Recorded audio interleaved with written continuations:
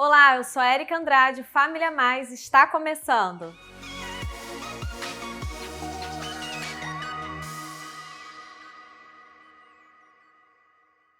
Setembro Amarelo, mês de prevenção ao suicídio.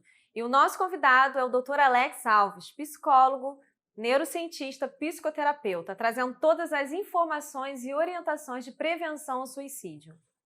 Você já conhece o nosso Instagram? Para ficar por dentro de tudo o que acontece em nosso ministério, é só seguir a gente, Ministério da Família, IBA. Setembro Amarelo, mês de prevenção ao suicídio. A Organização Mundial de Saúde alerta: suicídio é a terceira causa de morte de jovens brasileiros entre 10, 15 a 29 anos. No mundo, as notificações apontam para o suicídio a cada 40 segundos. No Brasil, a cada 46 minutos, uma pessoa tira a própria vida. A maioria dos suicídios é precedida por sinais de alerta verbais ou comportamentais, como falar sobre querer morrer, sentir grande culpa ou vergonha, ou sentir-se um fardo para os outros. Outros sinais importantes são sensação de vazio, desesperança, falta de razão para viver, sentir-se extremamente triste, ansioso, agitado ou cheio de raiva, ou com dor insuportável, seja emocional ou física. Seja muito bem-vindo ao Família Mais. O nosso tema hoje é Setembro Amarelo, mês de prevenção ao suicídio. E o convidado do Família Mais é o Dr. Alex Alves, psicólogo, psicoterapeuta, consultor empresarial e neurocientista. Seja muito bem-vindo de volta ao Família Mais. Érica, é um prazer imenso estar com vocês aqui, né, com mais um tema de relevância Sim, pública, né? É verdade. Pública. Tema relevante, necessário e atual, né, doutor Alex? Muito. Verdade. Bem, para a gente já começar aqui o nosso Família Mais, falando sobre suicídio, sobre prevenção, queria que você falasse para a gente, né, como é que está aí a dinâmica social na atual conjuntura, né, que tem favorecido o aumento dos índices de suicídio? Nós tínhamos antes da pandemia do Covid, né, 2018 é a última pesquisa que a gente tem publicado, nós já tínhamos um suicídio acontecendo a cada 40 segundos no mundo, né?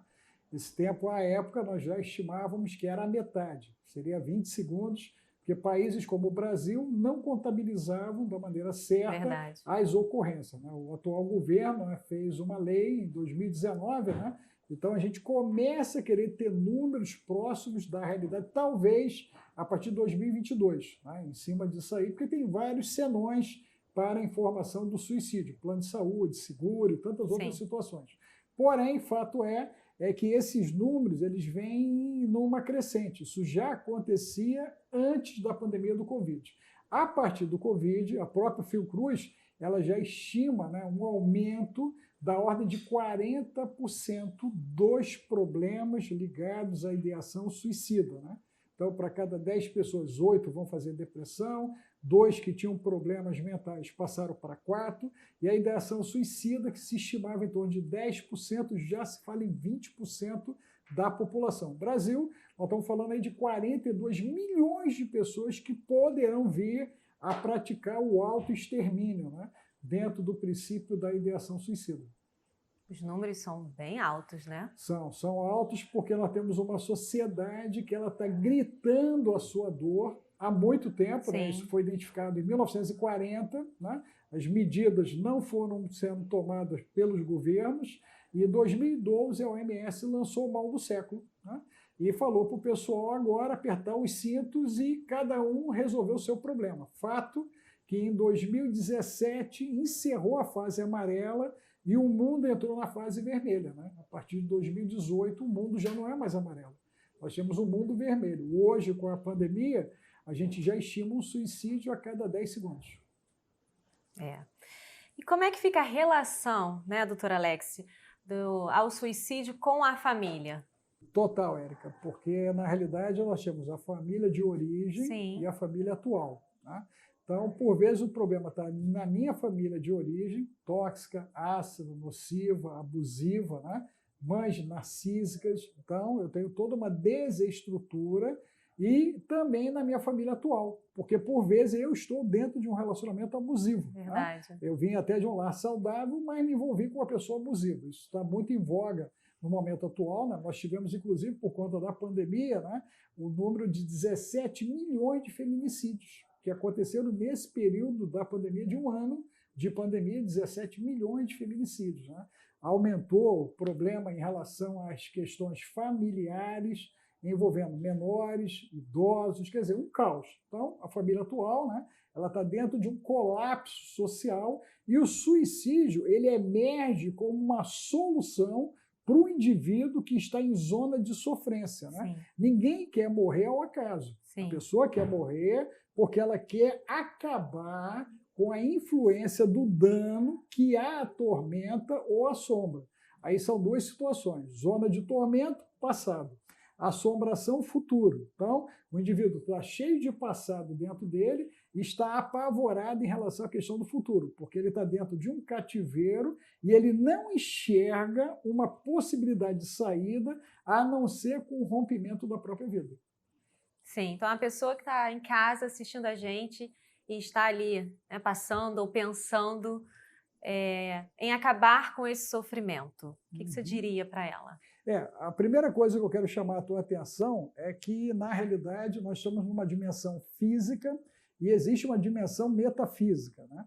Dentro da metafísica, nós só vamos descobrir o fato chegando lá. Essa é a grande verdade. Então, quando chegarmos lá do outro lado, se você saiu daqui com as questões mal resolvidas, não vai ser do outro lado que você vai conseguir resolver, entendeu? Então, na realidade, né, a profissão de fé que nós temos, né, e aí isso amplia-se até para todas as religiões. Se a gente pegar Zen budismo, hinduísmo, kardecismo, pessoal de candomblé, pessoal de umbanda, a igreja católica, tu pode colocar o que tu quiser, tudo que for estrutura religiosa, sistema religioso, ele não entende o suicídio como uma solução pacífica para uma vivência pós, em função dessa experiência atual. Então, na realidade, vai gerar consequências. Qualquer que seja o credo religioso, ele fala de consequências por conta disso. E muitas pessoas que pensam nessa possibilidade, né, acabam tentando e não efetivando. Então, para cada situação efetivada, nós temos 20 tentativas de suicídio mal sucedidas. E aí vem os desdobramentos para a família e para o indivíduo que tentou o suicídio. Né? Na realidade, vai se viver um verdadeiro inferno em terra, né? Porque agora a família vai ser tomada de desconfiança, de insegurança, processos de cobrança, né? E quem já tentou uma vez vai tentar de novo. Né? Eu já tive atendimentos que chegaram a 16 tentativas de suicídio pela mesma pessoa, em face da pessoa agora se desequilibrar, se desestruturar e agir como o que acontece com o pessoal da automutilação, né? Eles vão lá e vão se recortando, porque há um princípio de alívio, né, da dor interna, existencial, diante do corte que ele está fazendo, ou seja, do soco que ele está dando, da cabeça que ele está batendo, quer dizer, o magoar-se, né, o machucar-se, para interromper o machucado interno. A questão do suicídio é isso infinitamente mais ampliado, né?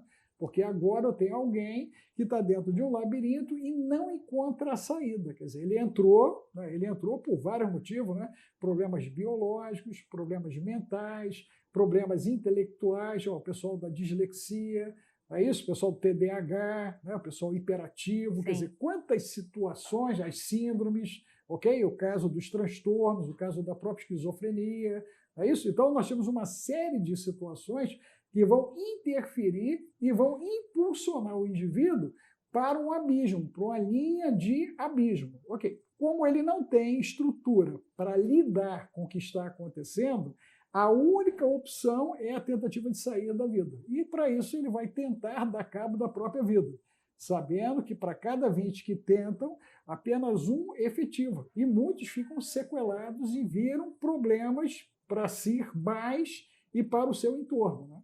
É uma situação bem complexa, né, para as famílias. Muito complexa. Inclusive, a OMS diz que se você ficar esquisito 2 semanas, você já deve procurar a Érica.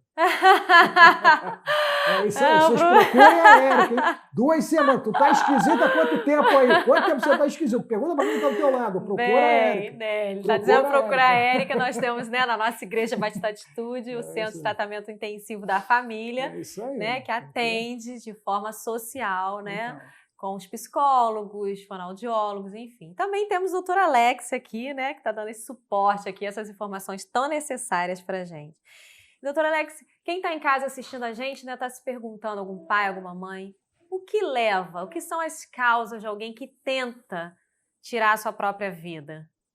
Olha só, na minha prática clínica, né, já estou em atividade, já vai mais de 3 décadas, né? Na verdade, eu sou quase um dinossauro, né? Do século passado, né?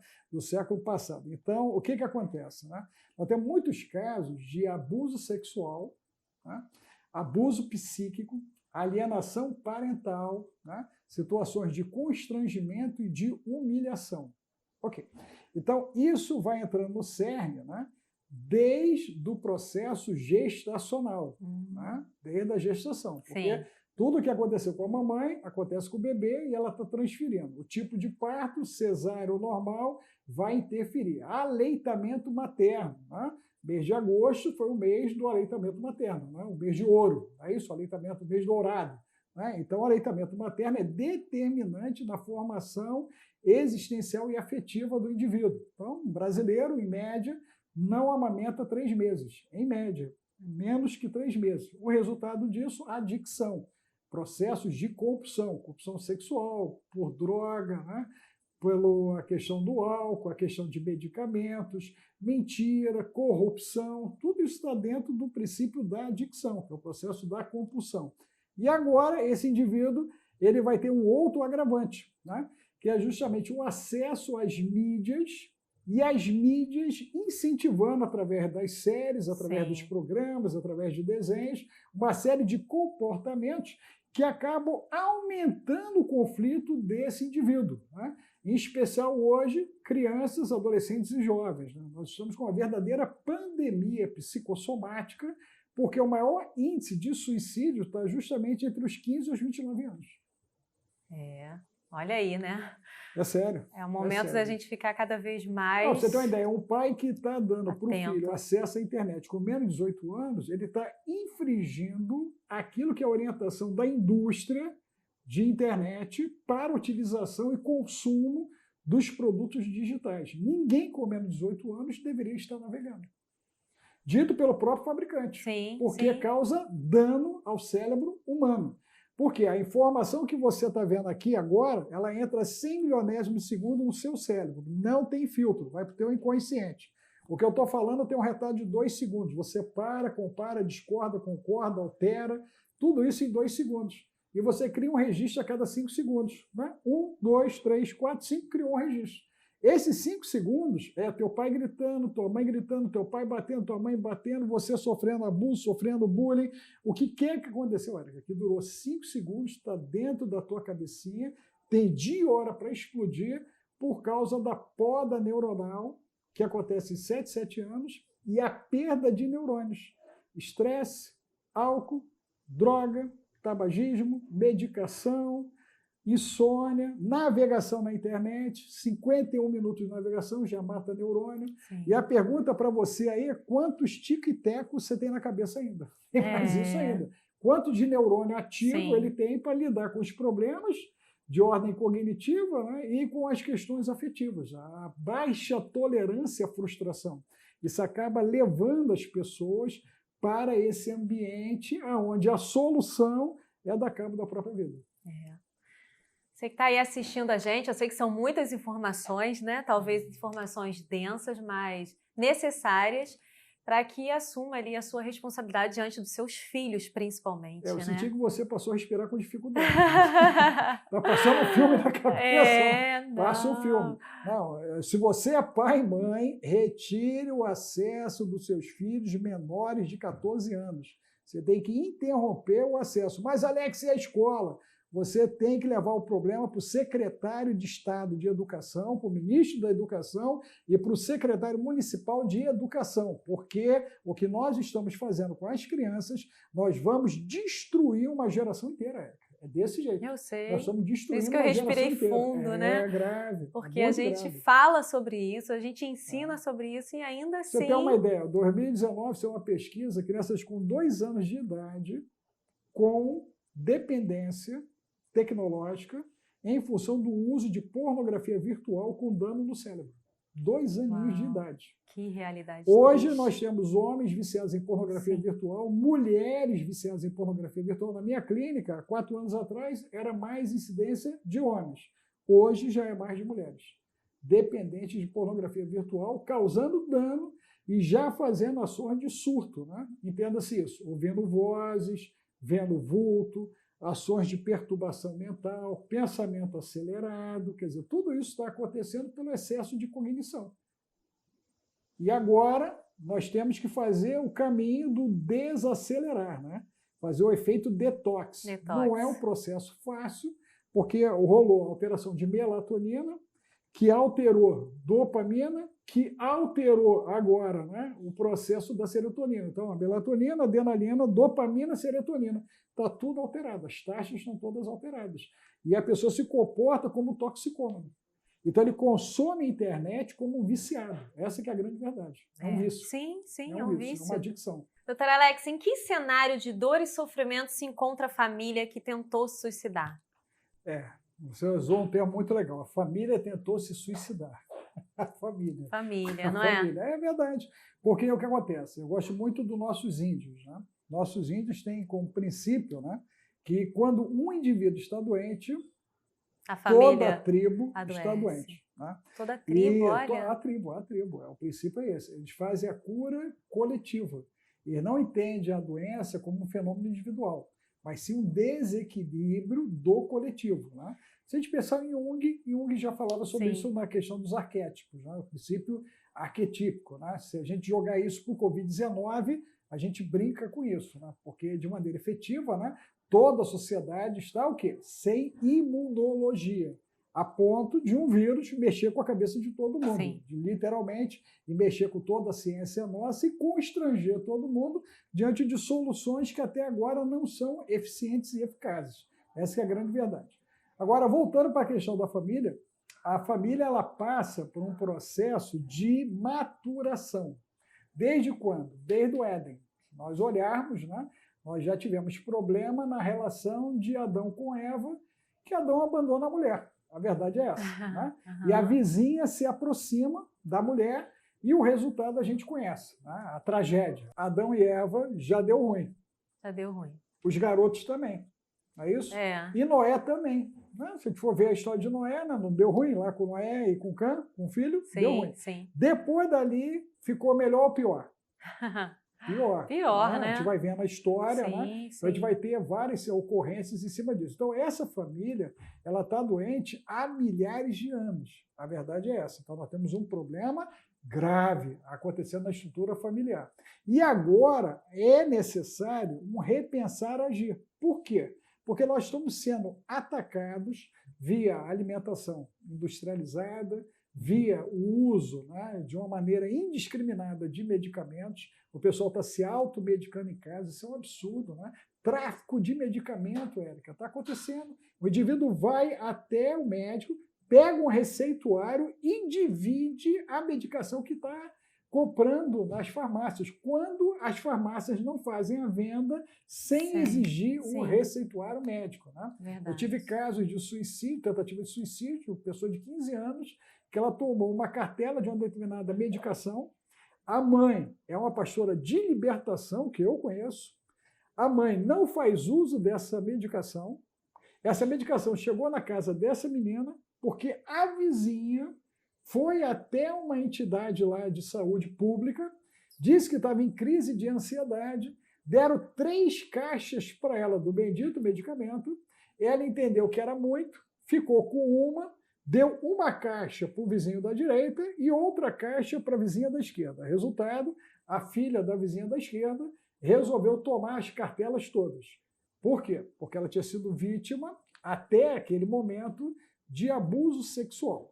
Então, nós temos um monte de historicidades em relação ao abuso sexual e a pessoa indo lá e pegando a bendita da medicação, para tentar resolver o problema de dor e sofrimento. Nós temos situações de alienação parental, nós temos outras situações que o lar é tóxico, ácido, nocivo, abusivo, narcísico. Então, essa família, ela grita toda a sua desestrutura. Mas não é de agora. Se a gente for dizer que isso é de agora, não. Não é. Isso está desde a nossa origem. Porém, o momento agora fica exacerbado porque nós temos uma explosão de cognitividade. Então, nós estamos sendo muito estimulados na parte cognitiva, a gente está sendo estimulado na parte erótica, isso é outro problema grave, né? As crianças estão sendo erotizáveis e os pais concordam com isso, acham graça em cima disso, os cuidadores, né? E o resultado disso é toda uma desordem que pode levar, inclusive, a uma disforia sexual, coisa que nós já conversamos aqui, né? Sim. Da ideologia de gênero, não foi isso? O outro programa que eu tive com você aqui ficou muito bom. Se você não viu, vale a pena você assistir, porque ficou top de linha e a gente explicou o que está acontecendo com as crianças, com os adolescentes, com os jovens. Verdade. Então, na realidade, a gente tem todo um desequilíbrio sistêmico. Essa que é a grande verdade. O sistema família, ele está desequilibrado. E ele precisa ser calibrado. Então, essa família que está desequilibrada, Érica, né, ela precisa ser calibrada. Né? Esse é o problema. Porque muita estimulação cognitiva, muita estimulação no campo do erótico, né? Muita estimulação na questão afetiva, porque está todo mundo com as suas emoções, né, explodindo, Sim. já que o pensamento gera o sentimento que gera o comportamento. E a gente tem o hábito de olhar só o comportamento, não é isso? Você olha o comportamento, esse comportamento é inadequado. Mas por que ele é inadequado? Aí você tem que ver as emoções que estão motivando aquele comportamento. Aí o problema das emoções é a base do pensamento. Então, quer dizer, o que está ali dentro daquela cabecinha, né? Se a gente olhar, crianças, adolescentes e jovens vêm sendo educados pelo Google. E você que está permitindo isso, você está abrindo mão da sua estrutura educacional e terceirizando isso para o doutor Google, né? Que simplesmente ensina qualquer coisa sem nenhum tipo de critério e filtro. Porque o seu filho, a sua filha, não tem filtro para poder saber se a fonte é fidedigna, se ela é científica, se ela é concreta ou se ela está sendo vitimada por uma ação até abusiva, né? Tóxica, ácida e nociva. Bem, como identificar e tratar alguém que pensa em se suicidar? Olha, isso é uma questão muito séria, né? Hoje eu tenho 2 grupos de terapia, né? Um na internet, né? É um projeto que a gente começou nesse processo pandêmico, e um outro presencial também, ok? Onde a gente recebe pessoas de várias situações, né? Quando eu montei o grupo, né, a ideia era trabalhar com pessoas acima de 18 anos. Aí me pediram para 15, eu autorizei, e hoje, inclusive, me pediram para 9 anos. Olha só, 9 anos de idade dentro do processo de terapia. Nesse grupo terapêutico, né, nós temos, inclusive, famílias fazendo parte do grupo terapêutico. Famílias. Pai, filhos, mãe, filho, olha só. Tamanha a emergência, a urgência, sim, diante da necessidade de uma resposta através de um olhar, através de uma palavra, já que hoje não pode rolar mais toque. Então, a gente já não tem como, né, fazer cura, né, bioenergética, sim, através de processos de toque. Então, na realidade, a gente tem que se esmerar, né, em trabalhar no senso lúdico da compreensão do indivíduo, dele, do outro e da sua zona de conflito, daquilo que está acontecendo. E, na realidade, o grande desafio é colocar essa família agora, né, em movimento, já que muitas famílias estão enlutadas com a perda do Covid, pessoas sequeladas, pessoas que perderam o seu trabalho, né? Nós somos com milhões de pessoas desempregadas, sim, pessoas que estão empregadas apavoradas, achando que a qualquer momento poderão vir a perder os seus empregos. Então, existe toda uma atmosfera caótica. Eu vou usar até um termo, né, da minha área de entendimento, de libertação, que é a opressão, né? Então, na verdade, as pessoas estão muito oprimidas. Talvez você que esteja aí esteja passando por algo assim. De novo, sugiro que você procure a Érica para a sessão do descarrego, não é isso? A sessão do descarrego? Para você venha para cá, né? Faz uma visita aqui na Atitude, com certeza o pessoal vai te ajudar nisso também, porque na realidade as pessoas estão sofrendo de opressão. E opressão é uma ação de fora para dentro. Né? E isso acaba levando a pessoa a ficar comprimida e isso vai deflagrar um processo ansiogênico generalizado, um processo depressivo que, não tratado, pode levar a uma automutilação, quadros de insônia, quadros de pensamento acelerado, fibromialgia, quanta gente sentindo dor. Não sei se você está sentindo dor, mas muita gente está sentindo dor e o problema é emocional, Érica. Sim. Ele está tomando paracetamol, está tomando Dorflex, ele está enchendo a cara de Rivotril, ele está se drogando com Zolpidem, com Ritalina e nada estava resolvendo.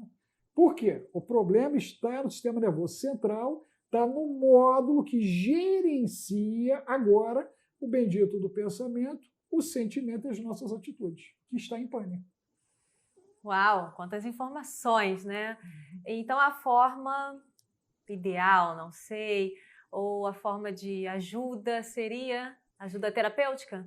Veja bem. Para quem está aí se perguntando, e agora? O que eu faço com todas essas informações? Sugiro um banho gelado. Né? Banho gelado. Além do banho gelado, né? Banho gelado em cima disso. Né? Nós, inclusive, lá no Instagram tem um curso de ansiedade e de depressão. A gente também tem mais isso ainda, além de toda a bibliografia nossa, nossos livros. Sim, né? eu Dentro vou falar. do processo. Né? Então, a gente tem várias coisas como ferramentas. Né?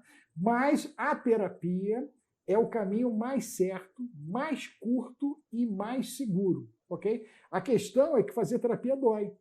E as pessoas têm medo de sentir o quê? Dor. De quererem se confrontar com a sua dor. Mas a coisa é tão doida que ele chega ao ponto de se automutilar, ele chega ao ponto de atentar contra a vida dele, e ele não investe na possibilidade de entender e compreender para romper com essas cadeias, com esses agrilhões que o prendem nesse bendito cativeiro.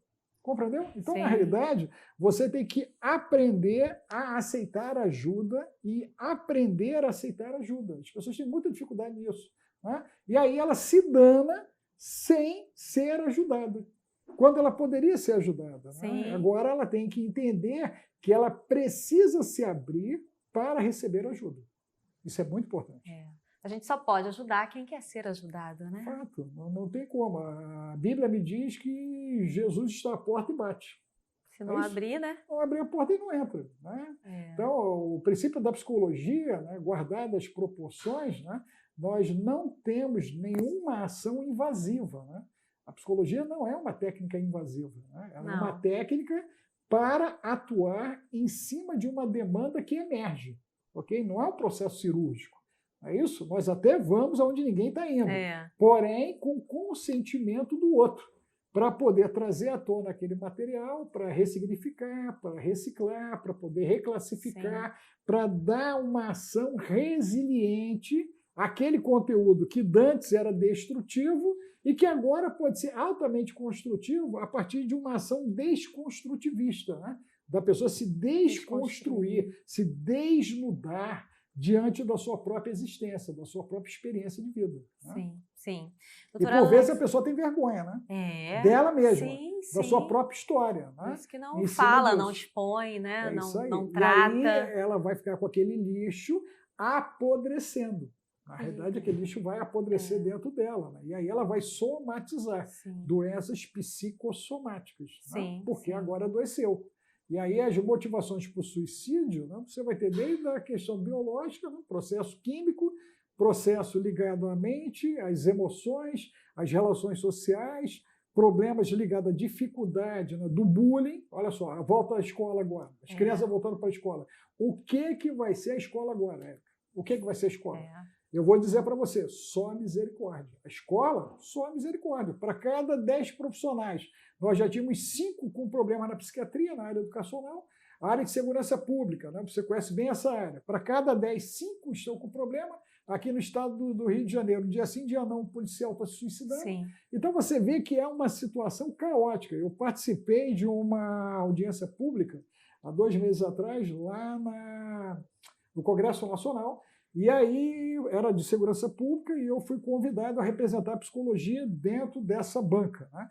E aí eu fiquei surpreso com as informações que vieram dos levantamentos da Civil, Polícia Militar, o pessoal da Polícia Federal, das guardas municipais, pasme, que a Polícia Federal tem um levantamento que 21% do efetivo pensou ou pensa em se suicidar. 21% do efetivo da Polícia Federal, que é uma carreira, né, que muita gente quer entrar. Muita gente almeja estar ali, né? E que eles estão em conflitos. Mas talvez, se a gente for para a área de fiscais, nós vamos encontrar muitos com problemas mentais, inclusive esquizofrenia. Se nós formos para a área médica, nós vamos encontrar médicos sem saúde mental nenhuma e emocional. Compreendeu? Os enfermeiros, nós vamos encontrar um monte de gente se drogando. Essa que é a grande verdade. Então, você que está se drogando, de novo, nos procure aqui no Família Mais. Pare de se drogar e busque agora uma ação terapêutica eficiente e eficaz. Porque a droga, você só está desligando o neuroreceptor. O problema, você não está resolvendo. Você não está resolvendo o problema. Sim. Você só está desligando o sensor de alerta. E não é inteligente. Quando o seu carro dá um problema e você vai lá e desliga o sensor, a tendência daquele motor é ferver e dar pane. É assim que vai acontecer com a gente. Você pode ficar até vegetativo em cima de uma cama. Sim, verdade. Doutor Alex, vamos falar agora sobre as ações, né, de contenção, contingenciamento, prevenção e pós-venção frente ao suicídio. Podemos e devemos tomar? Primeiro vamos explicar para quem está em casa, né, o que significa essas ações. Na realidade, conter, né, o próprio nome já nos sugere, né, de você estabelecer uma barreira. Sim. Né? Isso só pode ser feito através do que você está fazendo aqui, informação. Só que isso foi cerceado. Né? Então, não se falava de suicídio. Verdade. Né? Porque achava-se que, se falando de suicídio, você estaria incentivando o suicídio. É verdade. E é diferente de você falar das formas pelo qual o indivíduo se suicidou. Nesse caso, nós estamos abrindo um gatilho e dando sugestão para quem pensa em fazer e não sabia como fazer. Isso é outra coisa. Recentemente, inclusive, as mídias fizeram esse desserviço. Eles mostraram um determinado personagem, é isso, né, global, que se suicidou e falaram da maneira como ele se suicidou. Em vez de discutir a motivação para o suicídio e como isso poderia ser evitável. Né? E aí eles falaram do método. Então, falar do método é muito problemático. Ok? Ponto 1. O contingenciamento são as situações que você vai fazer agora para que essas situações não evoluam. Ok? Então, são medidas públicas, medidas privadas, né? A questão de seminários, de workshops, de livros, de vídeos, quer dizer, uma série de ações que nós deveríamos estar tomando como sociedade, né? Inclusive as igrejas. Nós estamos perdendo, né, esse espaço de atuar de maneira efetiva em cima disso. Inclusive agora em setembro eu estou fazendo o Life Day, né? E nós já estamos com cerca de 14 dias de Life Day, aonde nós estamos trabalhando o dia da vida. Né? E cada dia eu faço uma postagem, uma abordagem no meu Instagram para poder lidar com esse universo de dor e sofrimento e mostrando para essa pessoa que há alternativas. Essa é uma situação. A questão da prevenção, né? Estamos no Setembro Amarelo, que é vermelho. Né? Vimos o que aconteceu em 7 de setembro. Lembra o que aconteceu em 7 de setembro? O caos que foi o 7 de setembro? Você vê. Então, a nossa sociedade está mostrando o tamanho da sua imaturidade no trato político, democrático, de tudo aquilo que é aquilo que a gente quer e que, na realidade, nós estamos fazendo o contrário de tudo isso. Né? Nós estamos indo para o efeito de rinha, de intolerância, não é isso? Quando, na realidade, nós precisaríamos de um pacto social. Né? Nós precisaríamos sentar, enquanto sociedade, e exercer o poder moderador. Isso. Falta o imperador entre nós, né? O poder moderador. Alguém que modere as forças e que crie um equilíbrio, né, dentro desse processo. E a questão da pós-venção é como você vai lidar com aquele que já tentou o suicídio e as famílias, que é um verdadeiro inferno. Né? Porque agora nós temos uma pessoa sentenciada à morte dentro de uma estrutura familiar onde todo mundo vai viver em função dessa pessoa, na expectativa de, em algum momento, ela tentar de novo, e, de fato, ela vai tentar de novo. Né? Nós temos, há cerca de 2 anos atrás, um episódio até no meio gospel, né, bastante trágico, de um pastor que perdeu o seu filho, porque eles não conseguiram interná-lo. A orientação da médica foi que, enquanto estavam vendo uma vaga para internação, o garoto tinha 16 anos, 15 anos, eles deveriam montar quartos de hora, né, para manter o garoto sob vigia. Né? E no quarto de hora da mãe, a mãe acabou dormindo, o rapazinho fugiu, e o resultado foi que ele conseguiu efetivar o suicídio dele. O pai acorda, vai procurar o garoto, não encontra, acorda a mãe, aquele desespero, procura daqui, procura dali. O garoto já não estava mais entre nós. Então, na realidade, quem está passando por isso vive um estado de agonia.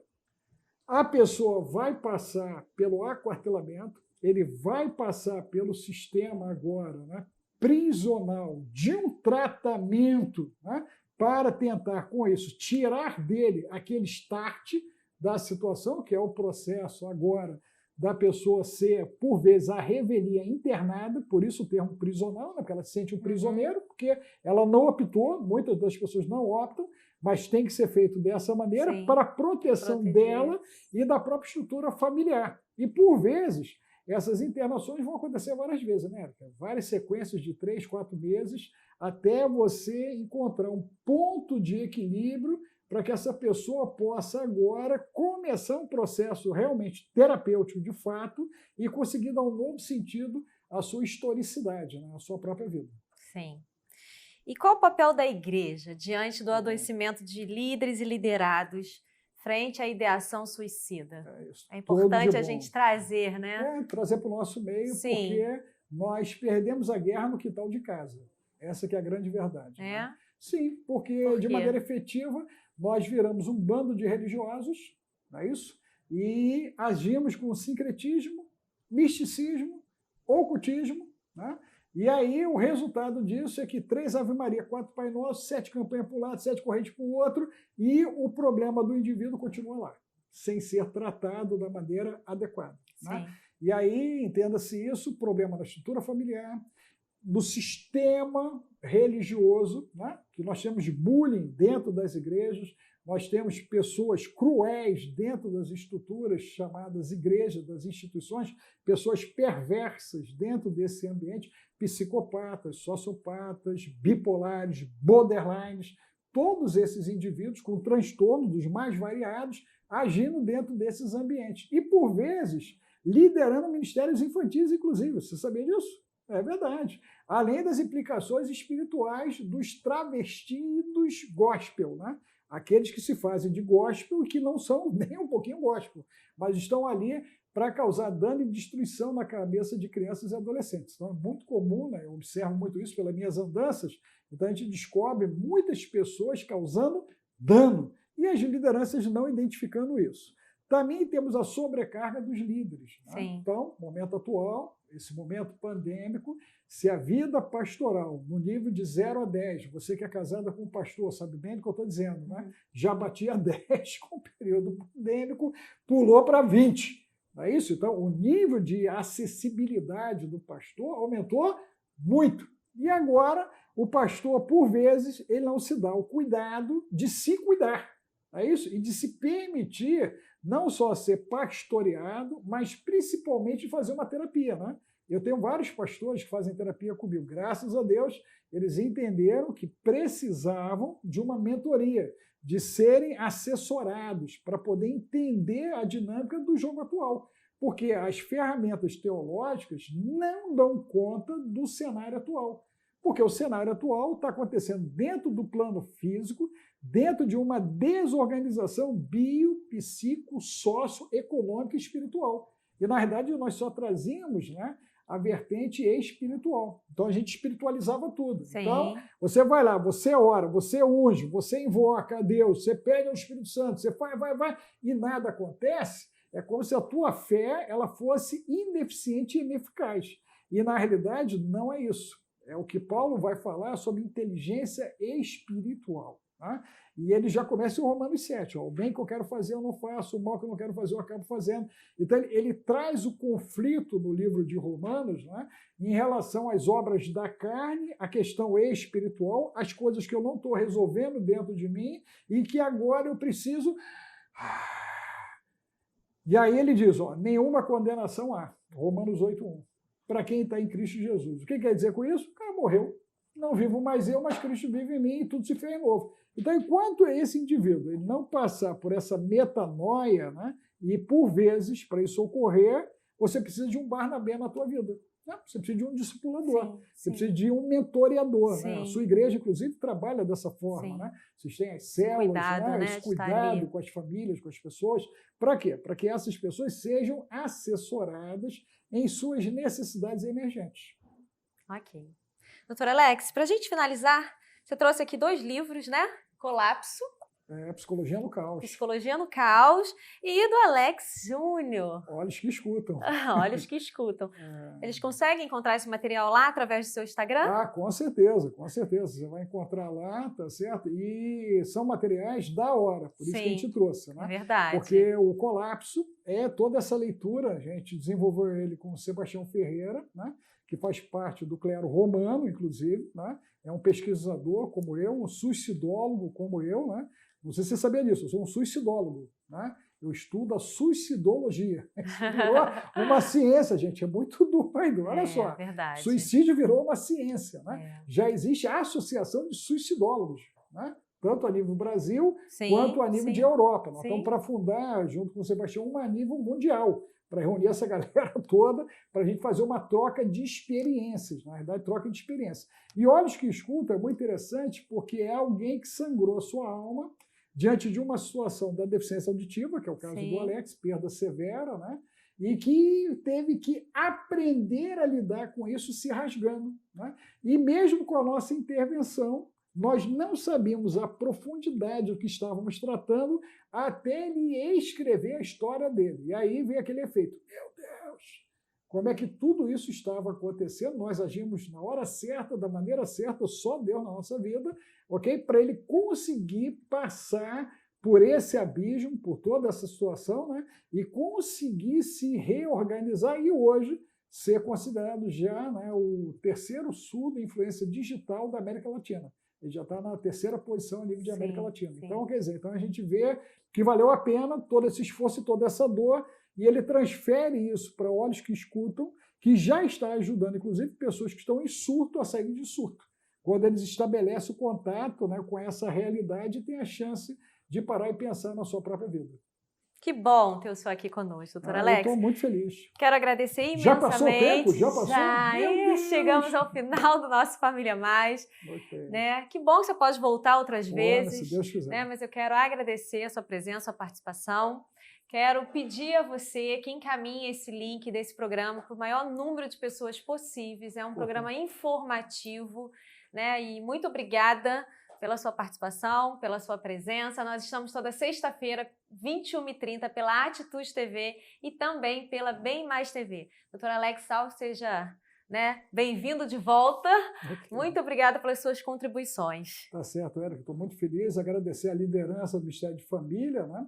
Ao nosso pastor, né? José Valandro, quer dizer, toda essa casa da Atitude, esse carinho que eles têm por nós, pelo nosso trabalho, e contem com a gente. Né?